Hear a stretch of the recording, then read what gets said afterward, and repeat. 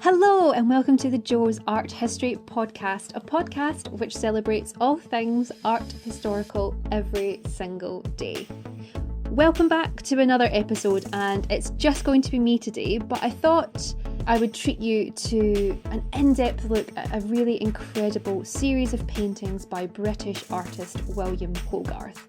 Now, if you've listened to the podcast before, you may remember that I've mentioned Hogarth in a previous episode, back on episode 4, when I spoke to the illustrator Nyasa Hind about how Hogarth used his love of pugs within his paintings. Now, this is completely polar opposite. This is Hogarth's best known series of paintings, and the series is called Marriage à la Mode, and it's very fitting at the moment, particularly with the whole sort of fanfare that's in and around Bridgerton within the UK. I can only speak for the UK. I don't know if my sort of listeners further afield have also been sort of enthralled with the Bridgerton bug, but essentially the series of paintings is all about the morality or their lack of marrying for connections and not for love.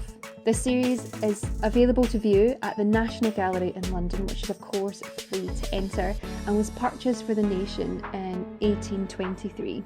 Interestingly enough, Hogarth was one of the first artists to introduce a subscription service to his art, and he was a master of engraving, and actually once he painted these, he went to Paris and turned them into a series of etchings so he could engrave them and essentially sell them to a wider audience of people. Incredibly interesting. So, if you're a fan of Bridgerton, or just any sort of obsession that you have, the sort of noble societies and sort of the goings on of marrying into wealth, then I really do think this series of paintings is for you. Just sit back and relax as I talk to you about William Hogarth's incredible series of paintings, Marriage à la Mode. So I'm going to start today's podcast a little bit differently, and I'm going to start with a quote from the former director of the National Gallery of London, Neil MacGregor. For centuries, the English have been fascinated by the criminal and sexual exploits of a playboy aristocracy, by the money-grubbing, social ambitious, selfish and lechery of untrustworthy lawyers and dishonest doctors, by gambling, child prostitution, venereal disease in ever more terrifying manifestations, and again by the squandered greed of the great. It is this image of privileged classes that the English-speaking world has long loved to hate. It is the stuff of the most popular sermons of the 17th and 18th centuries, of the satire of the Swift and the novels of Dickens. And it is the subject of one of the supreme achievements of British painting, William Hogarth's 6-part series, Marriage à la Mode. Now, I don't know about you, but I can't help but find myself agree with MacGregor's statement. We as a society are obsessed with the aristocracy, and it's something that we love to hate. And this isn't even just in Hogarth's time. If I bring it a little sort of closer to home and more up to date, when I think of the absolute media circus that Prince Harry and Meghan Markle or Prince William and Kate Middleton have around them, it's a really interesting dynamic that the aristocracy and the public have always held between each other. And there seems to be this fascination in particularly about squalid greed of the great, as MacGregor says, and I find this really, really interesting. And I really actually believe this is why something so recent as Bridgerton on Netflix, which is this series set in Georgian Britain, and it kind of follows the sort of trials and tribulations of a season of matchmaking amongst young, wealthy aristocracy. And it's a really, really interesting series because it kind of encapsulates everything really that Hogarth is trying to put forward in this set of paintings. And I just felt it was very on point, and I just had to talk about these paintings because they really are a depiction of the moral dilemmas of marrying for love or marrying for connection, which is a real cornerstone theme of the Netflix series Bridgerton. However, we're not here to talk about that today. We're here to talk about Hogarth's 6-part series, Marriage à la Mode. Now, for those eagle-eyed listeners amongst you, you might remember that I've already spoken about Hogarth once before on the podcast with the wonderful illustrator Nyasa Hind. And for those of you that haven't heard, it's episode 4, and Nyasa and I discuss Hogarth's love and use of the dog breed pugs within his paintings. And it's a really interesting episode, so if you haven't listened to that, I would highly recommend that once you finish this one, definitely go back and check it out. You will not be sorry. Now, Hogarth is a really interesting artist within British art history, within the history of art in general, really, and British history in itself. He was really the first artist that really sort of championed the idea of art for all, and he did that through magazine subscription, so people could come and subscribe to his magazine, and he would illustrate these plates and series of things, and not just about everyday life. His work was full of satire, but not just satire aimed at the wealthy. Satire also aimed at the everyday, commonplace man, woman, child. This was a really difficult time in Britain, but also a very interesting one. It was kind of building momentum off the back of revolution, and the aristocracy had kind of started to fall out of favour and lose power with the Industrial Revolution. There was a widening of middle classes. There were these merchants that were coming in, making their fortune, and suddenly had money to spend. And it was really the first time within British history that art became a commodity and something of commercial interest, not just for the aristocracy and of course the church, who were the two very key and really only patrons before this point. The Industrial Revolution really sort of widened the art market and kind of created a need and a want for collecting art and things to fill your home with. It's a really, really interesting time. But I think it's important that I sort of give you a little brief explanation of who Hogarth was as an artist before we sort of dive into this really, really interesting series in this series of 6 paintings. So what's really important to know about Hogarth is he was not destined for fame and fortune. He was born in London in 1697 and was the son of a teacher. But when his father's dreams of opening a Latin-speaking coffee shop in the centre of London didn't go to plan, his father landed himself in debtor's prison, which of course brought shame onto the Hogarth family. So Hogarth himself had no prospects, so he knew he had to take up a job. So Hogarth took up an apprenticeship as a silver engraver, and after a few short years after showing promise, he then upgraded to copper print plating, and then after 6 years branched out on his own to open his own engraving studio. And this is at a time when the industry was really sort of booming, and he would illustrate things like books, trading cards, and on the occasion, satires, which were very, very popular within Hogarth's lifetime. And although he seemed to be doing well from the outside, for Hogarth it really wasn't enough, and he really wanted to be taken seriously as an artist, and enrolled in the James Thornhill Academy in Covent Garden.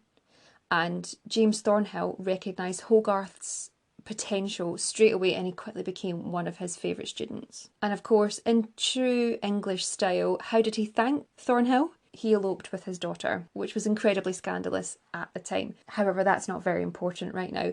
Now, the 1730s was really a turning point in Hogarth's career, as he managed to marry his 2 loves of painting and engraving, and he embarked upon a very ambitious series of paintings, which he would then copy and sell as engravings. And it was through him selling to this eager audience that it really sort of gave birth to not only Hogarth's career, but also really one of the first times a self-sufficient artist within British art history. And Hogarth depicted everything from harlots to revolutions to the couple that I'm just about to talk about in Marriage a la Mode. And his scenes didn't only just entertain, they were full of wit and really important symbolism, which today we need explanation, but was very much common knowledge and recognised when Hogarth was creating these works. So, with all this in mind, let's have a look at painting 1 of Marriage a la Mode. So let me set the scene for you before I discuss what painting 1 actually looks like. So the entire series, these 6 paintings which I've mentioned, tell the story of an aristocratic family named, very witty, the Squander-fields. And it suggests that this family have squandered their aristocratic fortune, or they're seeking ways to redeem this. And in order for Lord Squander-field to regain some of his fortune, his son has to marry the daughter of a wealthy merchant so he can maintain his estate and his possessions. And this was very commonplace at the time that Hogarth painted this series of paintings, which was painted between 1743 and 1745. So the opening scene, so painting 1 within the series, takes place in this very grand bedroom, surrounded by these incredibly intricate portraits and very ornate decorations. But what the focal point really for this painting is, and what your eye is drawn to initially, is 2 gentlemen sitting around a table, and one of them is reading a piece of parchment which states marriage settlement, and in between the 2 men that are sitting at the opposite ends of the table to each other is someone who appears to be a lawyer. Now, to the side of the painting is the young betrothed couple, and not the picture of happiness, unfortunately. They could not be less interested in each other if you tried. The gentleman has turned his back completely on his soon-to-be wife and is actually admiring himself. He's in the mirror. He is extravagantly dressed in this incredible blue coat, and if you look closely, he's holding a little snuff box in his hand, and on his neck there is a very prominent black spot, and this black spot is a continuous theme throughout this series, but I will tell you a little bit later on what that means. Now, if we look at the bride-to-be, alas, not blushing, but she looks completely devastated, and in her hands she holds a handkerchief which has her wedding band in the centre of it, and seems to be almost sort of playing with it and looking completely devastated that this is about to happen. And there's a gentleman beside her who is a very key character also in the series, and he's called Silvertongue, and I'll introduce you to him a little bit later on, but essentially he is the Madame's love interest later on in the series. It's very, very interesting sort of what happens between Silvertongue and the mistress, who will eventually be the Countess, and essentially what the young couple symbolise just purely within their looks and how devastated the bride-to-be is and how uninterested the groom-to-be is that these 2 are marrying for connection, not for love. And there's a real sort of moral dilemma within this contract, essentially, which is what you see the 2 gentlemen on the table to the right hand side of the couple dealing with, which is of course the fathers of the couple-to-be. Now, the bride's father is a gentleman that sits in red, and he's sort of diligently checking the marriage contract. But across the table from him is the Earl of Squander-field, and he is the sort of living embodiment of aristocracy, very sort of eloquently dressed, and he is holding a parchment paper which is sort of managed to sort of cascade open onto the floor, which points to a family tree. The merchant is looking over at Lord Squander-field, and he's sitting in a very sort of decadent chair and is very sort of ornately dressed, very beautifully dressed in rich, bold colours. He's holding his right hand over his heart and showing his sort of signet ring. So it's showing you first and foremost that he is the person of landed gentry and of a great family connection. This is further emphasised within the painting because on his left hand side, the Lord Squander-field is holding a parchment paper which is kind of cascaded down onto the floor of the room which they're in, and he's pointing to a family tree, and he's pointing with his left hand and showing his family is of lineage. There is aristocracy blood which runs through their veins. This then completely makes sense when you look at what is in front of the Lord on the table, which is a huge pile of money, which is of course is his daughter's wedding dowry. And between the 2 gentlemen stands a lawyer who seems to be sort of negotiating the contract between the 2 of them. There's also sort of scrumbled up bits of paper that lie at the feet of the merchant, and you can see that the Earl needs this money essentially because if you look behind the Earl there is an architect, and if you look out of the window of the scene you can see this incredibly ornate house which is in the process of being built and nearing completion. And there's sort of cross sources that I found where some say that this is the marital home of the soon-to-be couple, or it's actually another home for Lord Squander-field. Anyway, I would like to think it's the marital home of the soon-to-be couple. But essentially what this scene is signifying is that there's an agreement going on, and that the couple in fact are marrying for connection rather than love. And this is a huge moral dilemma, and it was something that was really commonplace at the time, and in some cultures it still is today. So it's a contract and agreement between two different people. So Lord Squander-field, of course, has whittled away his entire fortune, and through marrying the merchant's daughter, the merchant will pay for Squander-field to continue his lifestyle, and the merchant's daughter will in fact inherit a title, which mutually beneficial to both fathers. However, when you think back to how I described the couple who look completely uninterested and one of them completely heartbroken and miserable, it completely symbolises the idea and shows marrying for money, not love, can never lead to good things, and it's kind of an omen for what's to come within the rest of the series. A really interesting point is the artworks that are on the wall in this room. Directly above the bride is a portrait of Medusa, and it's just her head, and the Medusa is screaming. So historians like to think that this painting symbolises what the soon-to-be bride is sort of feeling on the inside, but it's completely out of her control, because of course at this time women were the property of men. And what's really interesting, if you look to the bottom left-hand corner, there are two dogs in the painting. And this is really, really interesting because this is a very common signifier, which would make sense to people that were looking at it in Hogarth's time. However, for us, you probably would miss it if it wasn't pointed out to you. I know I certainly missed it until I read about it. And that is a pair of dogs which sit together, and they're actually married, if you will, because they're both coupled together by what is known as a coupling collar. So it's a collar that connects to another collar, and it appears to be some sort of iron material, which kind of further symbolises that this is a binding contract that these two are about to enter into, and it's completely out of their control. Sadly, they are both victims in their father's game. So with this in mind, let's move on to painting 2. So I forgot to mention that each painting in the series has a name. So the first painting is called The Marriage Settlement, which kind of instantly sets the scene of what's going on. In painting 2, however, this is called Tête-à-Tête. And it appears to be that several months of marriage has now passed, and the couple are sitting in a room in their marital home. And the phrase tête-à-tête implies it's a private conversation with no third party present. But we are kind of the third party, really. The viewer is kind of looking in onto the scene.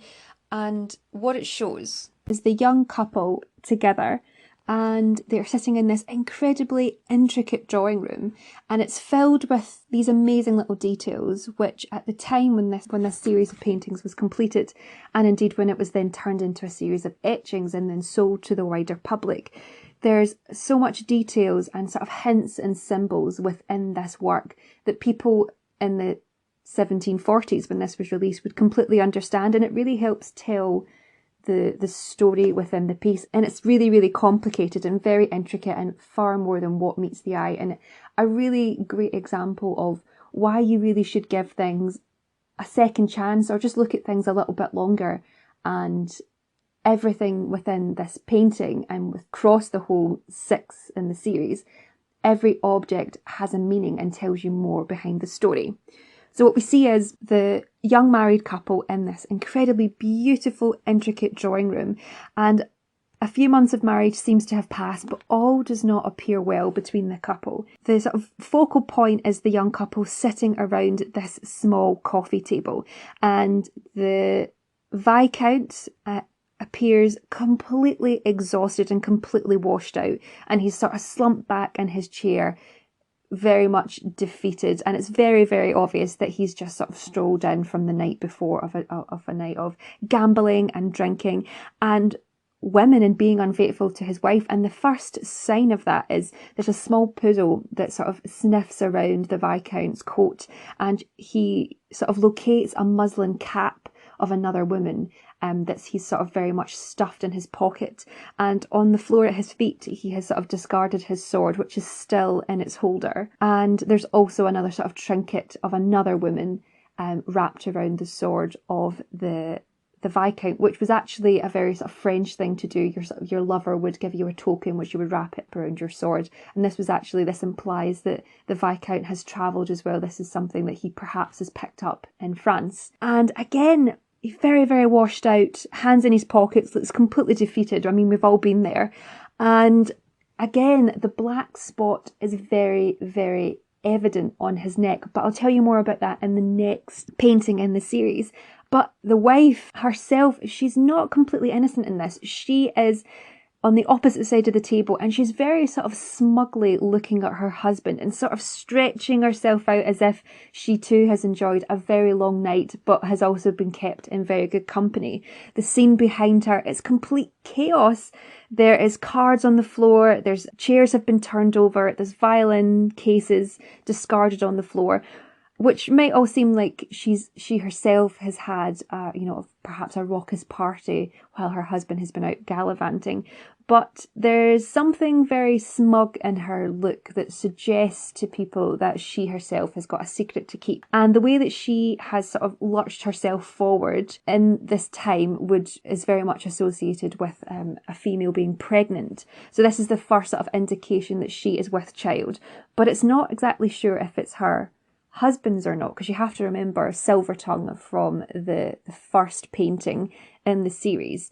And in the background, there's a sort of implication of sort of morality and a very sort of underlying sexual nature within the scene. So we can see this on the wall in the room behind, which is this incredible dining room, drawing room, and there's a particular painting. So there's 3 paintings of saints, and beside that there is this landscape painting, but it's covered with a green curtain, and all you see is a naked foot. And this implies that the painting itself is very indecent, that it has to be covered over, but it's also a signal that the couple themselves have performed sort of immoral acts, as well as sort of the chaos and the mess of the scene, and indeed of sort of the main protagonists themselves.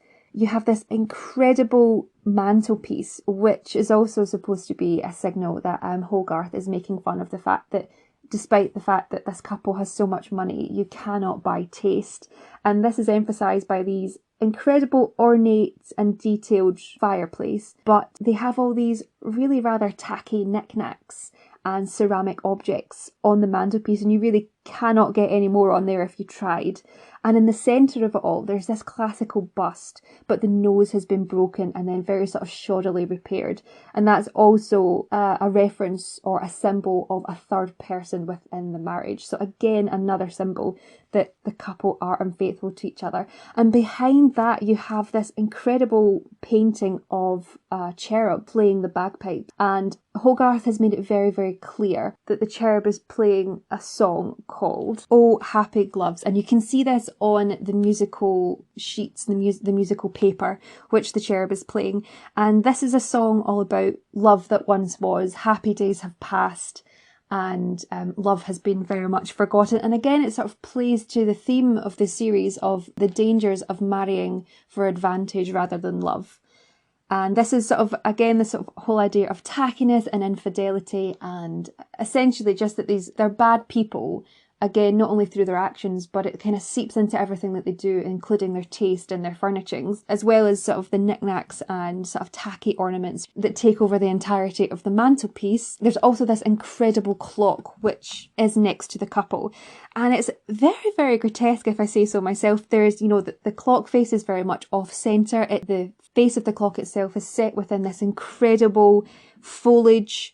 And within the foliage, though, there's fish and there's cats and there's a Buddha, and out of the Buddha's belly there is 2 candlesticks. It's as terrible as it sounds, but the final detail to note is within this scene, to the far left-hand side, is an accountant who has turned his back on the couple, and he's sort of thrown his hands up to the heavens to say, I can't get this couple to take their finances seriously. And he's seen with a ledger under his arms and essentially receipts for perhaps gambling debts, bills, projects. The couple are in absolutely no fit state to listen to their accountant or to do anything really at this moment in time. It's kind of like the accountant himself has turned his back and has just said, this is they're beyond my help, I can't do anything, and they don't take me seriously. And on the sort of spike that the accountant is holding is one receipt, and that is where Hogarth has dated the painting. So again, and at the feet of the accountant, there's also 2 violin cases, which one is lying open and sort of the bottom of the violin is exposed, and this actually symbolises infidelity and that something of a sexual nature has taken place. It's so incredibly detailed for a painting, and this is actually probably the best known in the series by Hogarth, and I would really, really encourage you to go and have a look at the painting itself, and you can pick out all these details. It's really, really incredible.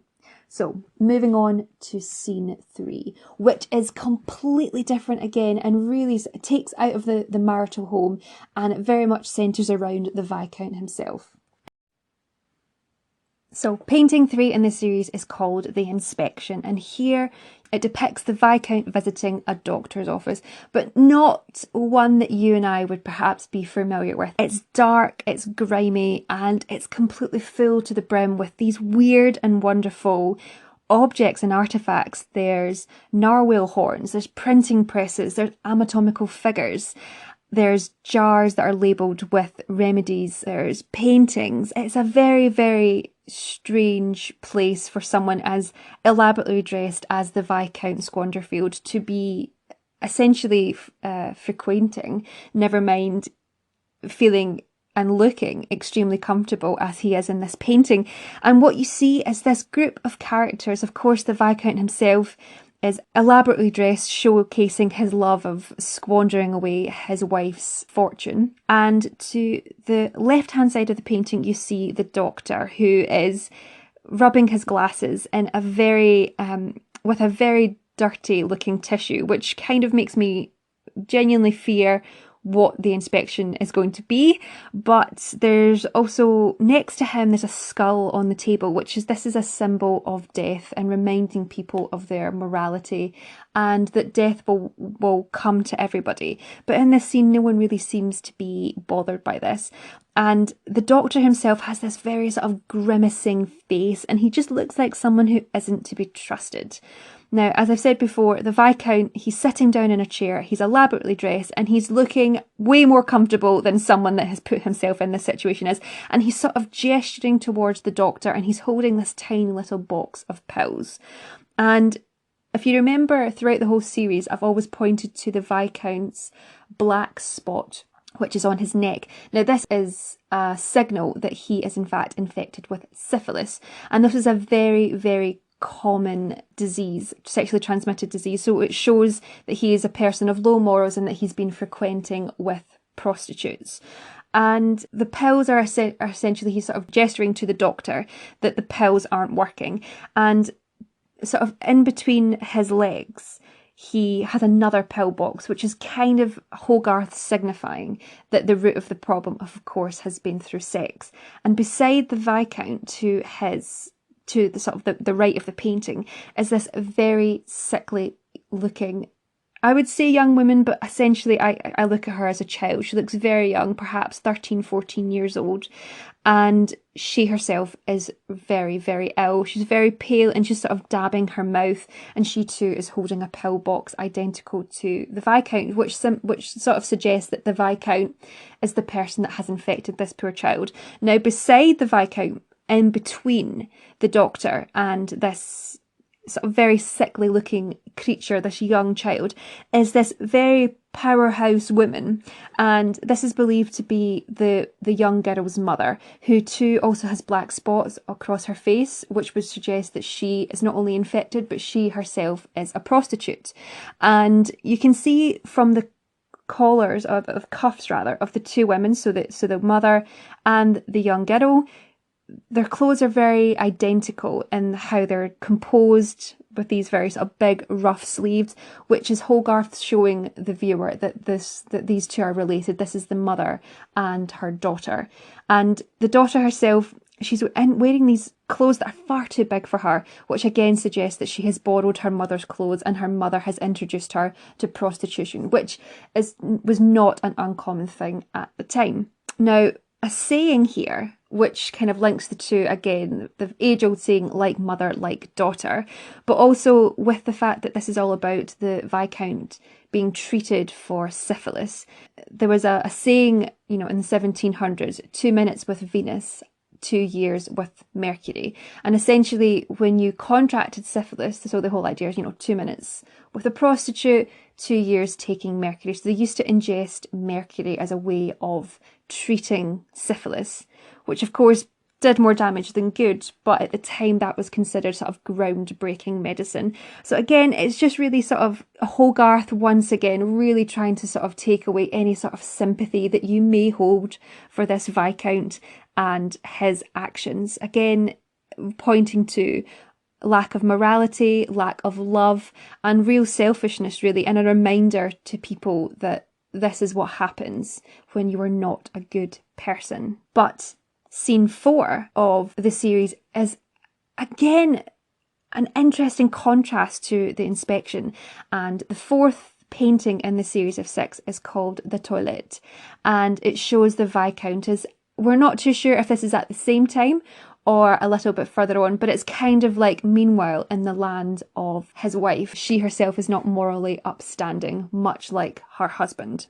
So as I've mentioned, painting 4 in the series of 6 is called La Toilette. Instantly, you're greeted with this incredibly decorative interior scene. And there's something straight away that draws your eye. There's this beautiful big bed, and on top is a crown. So this indicates that the Earl has now passed away, so her husband's father has now passed away. He is now the Earl of Squander-field, and that she is now the Countess.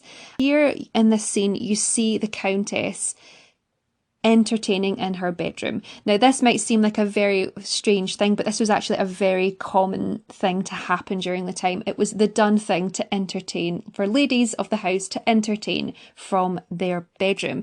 And what you see is she's finished getting ready, and you can see that she sort of sits in this beautifully elegant yellow gown, and she has a hairdresser standing behind her. And what's really, really interesting is that he's actually using curling iron, and he's using a blank bit of paper to sort of take the heat out of the curling irons before he puts them away. And she sort of sits very relaxed back in a chair, and there's an indication that time has moved on and that she has in fact had a child. And you can see this from a teething coral that hangs from the chair, but there's no sign of the child. This also indicates that she's a poor mother, really, because the room is filled with people and decadence, and the child is nowhere to be seen. So in this room you can see a group of different figures, and they're being entertained by, on the left hand side they have an opera singer and his flautist entertaining the group, and then you have this array of characters. There's this one gentleman who still has curlers in his hair, but this very beautifully delicate captain's coat, and he's sort of sipping on what looks to be a cup of hot chocolate. And there's another woman in this beautiful white dress who is being handed a cup of hot chocolate by a servant, and chocolate at this time was the thing to drink in the morning, and it was the height of luxury, and had just been brought over from the Americas. And again, there's indications that all is not sort of morally well with this group of people that the Countess is associating herself with. There's signs of disease and syphilis. Some have the black spots, some appear to be to be so overindulged that they're sort of sleeping in the corner. And yet the Duchess is so uninterested with everyone, because of course who is in the room talking to her is her lover Silvertongue, and he's very much now part of the furniture, if you will. He's got his feet up on this sofa, he's looking very relaxed, and he's pointing to a depiction of a ball behind him, and in his hands he's holding an invitation to this masquerade ball that he's showing her. And on the floor before them is actually a servant, a young Indian boy, who's looking through and sorting out items that the Countess Squander has acquired at auction. And you can see that because there's an auction catalogue, and all the items still have their lot numbers on them.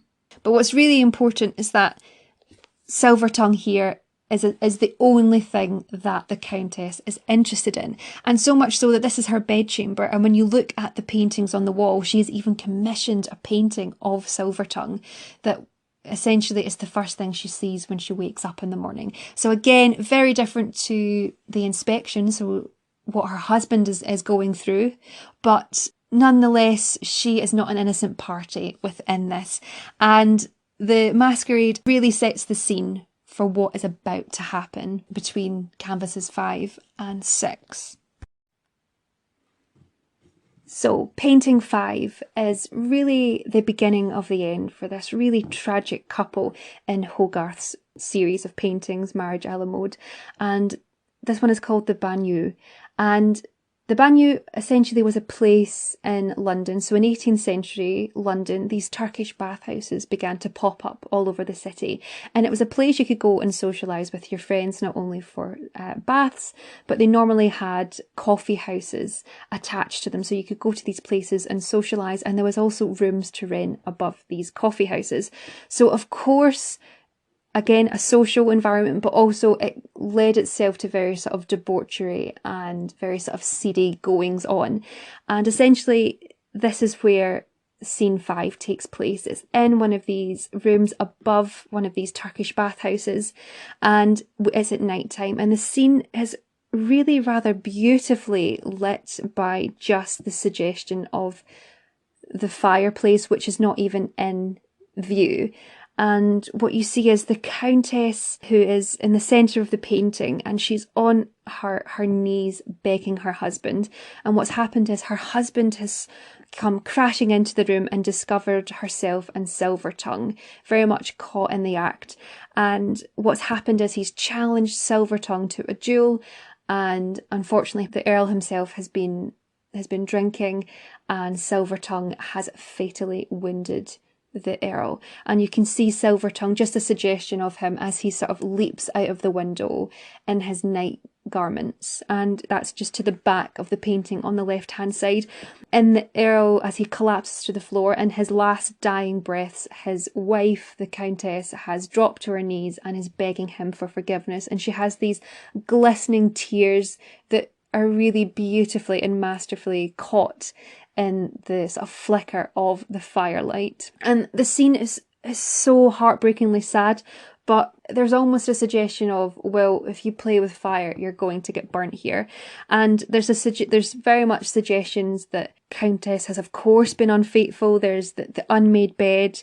The clothing of both Silvertongue and herself have been thrown on the ground, and you can see that they've actually gone to the masquerade ball, which has been suggested in painting 4.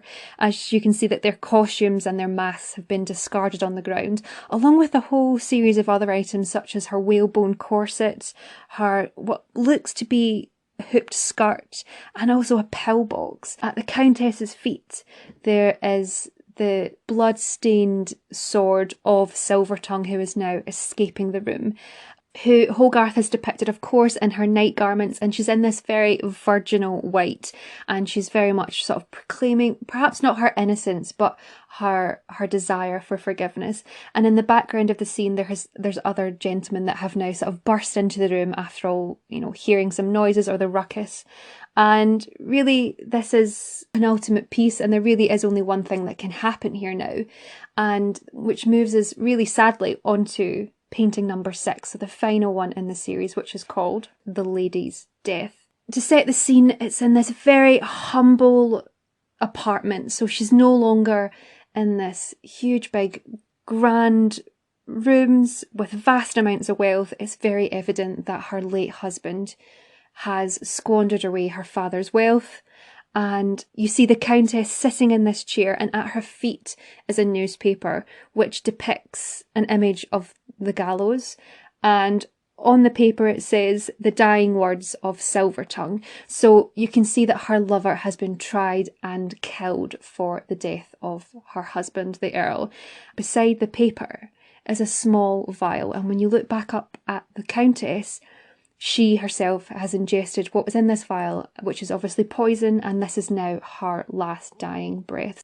it's incredibly emotional because for the first time you see her young daughter who is being held to her mother's face to kiss her goodbye by this nurse or nanny who is completely devastated by the Countess's death.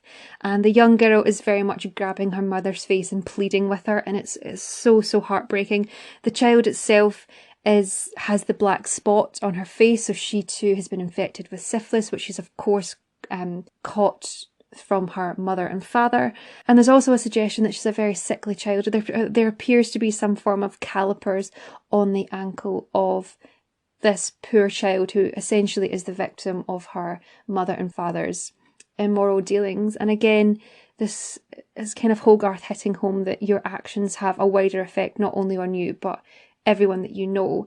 And as well as the child and the nanny saying their final goodbyes to the Countess, her father, who we know as he is wearing the same coat that he was in the first painting, is removing her wedding ring within her last dying breaths.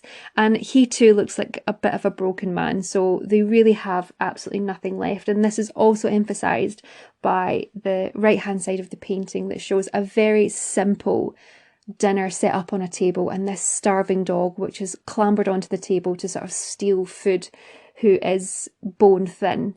And there's these two gentlemen that seem to be debating what's going on in the corner as well, who don't really have any empathy for the situation.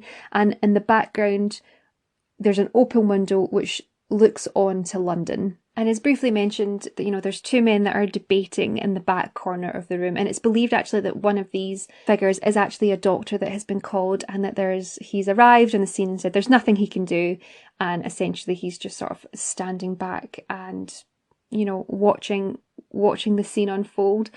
Now, this is so heartbreaking, and there really isn't very much more to say on scene 6, but really it's the final way that Hogarth is hitting home that when you marry for connections and nothing else, no good can come of it for anybody.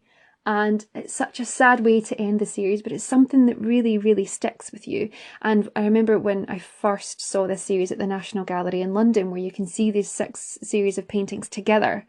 It's really impactful, and it's one of the most, although not the largest paintings by any means necessary in the National Gallery, they're definitely one of the most important series of paintings that they have, and they really do pack a punch when you go and see them. So I would thoroughly encourage you, if you go to London or you find yourself in London in the near future, do go to the National Gallery. It's free to enter, and these 6 paintings are continuously on display. Now, as I said, this series of paintings was turned into etchings, which Hogarth sold. And interestingly enough, the etchings really do pick out far more detail than what the paintings allow. And even in the reproductions that I've been looking at within books and on the internet, it's really difficult to pick out all the details. Again, I think he perhaps maybe used resin in his paint, which was very common in 18th century London. When you painted, there was always resin in it, but resin, of course, when it hits direct sunlight, it darkens over time, which is perhaps, this is just my theory, which is perhaps why it's, the details are, particularly in the background of things, are very dark and hard to make out, particularly in scenes like number 3 and number 5 as well. Now, the series of etchings was incredibly popular, but the original paintings, which we've been talking about, they didn't actually sell for very much money when Hogarth had finished the series in sort of, the 1750s and wanted to sell them. And essentially they were sold for about £120 and were passed about and then sold at auction, and then were acquired for the nation in 1823 and have been on display in the National Gallery since they were acquired.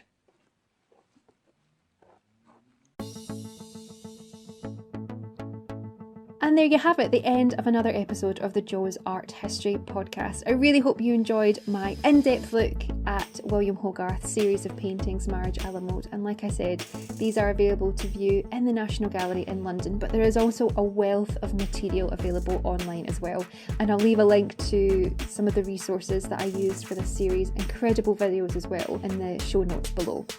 As also part of my research, I actually bought and read the catalogue for the series of paintings that was published by the National Gallery, and it's by Judy Egerton, and I'll leave a link to how you can buy that catalogue if you want. It's a very small one, it's only about 50 pages, but it is jam-packed full of information and detail.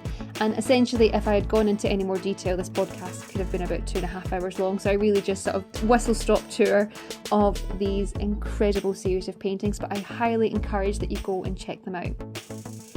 As always, if you would like to get in touch and talk about anything that you heard in today's podcast, then you can email me, joesarthistory@gmail.com, or you can contact me via Instagram, which is @joesarthistory. Links to both of those things are in the show notes below.